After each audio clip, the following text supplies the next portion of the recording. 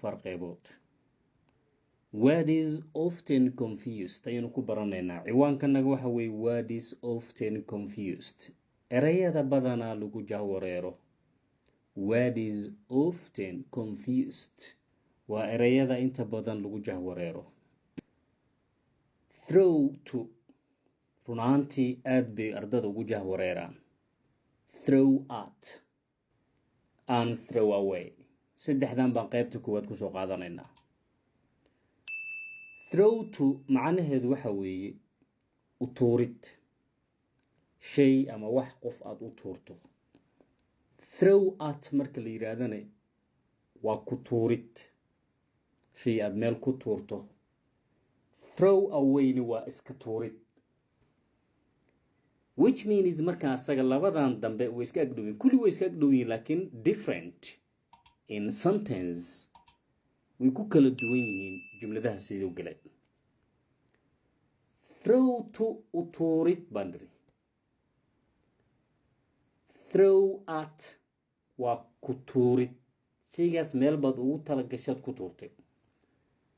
Throw away waaba iska tuurtay meelna uma aadan talagelin waxaad iska tuurtay. Study baro these examples tusaalooyinkani.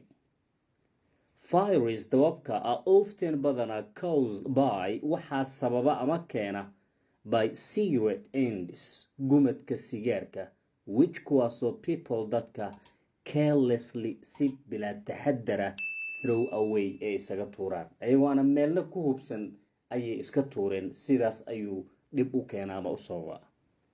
Aan ku celiyo. Fires dababka are often badana caused by waxaa sababa ama keena by cigarette ends gumadka ama hashashka sigaarka which kuwaasoo people dadka are carelessly si bilaa taxadara throw away ee isaga xooraan ama isaga tuuraan. Labo. He threw the ball to me. Waxa uu ii soo tuuray kubad and I caught it ana waan qabtay. He threw markaan dhahayo waa past markaan saga. Threw ayay noqonaysaa. Presentgeeda waa throw. Past waa threw. Past participle waa thrown. Waxaan niri he threw the ball to me. Waxa uu ii soo tuuray kubadda and I caught it ana waan qabtay. Caught presentgeeda waa maxay? Waa catch. Past caught. Past participle caught. 3 saddex.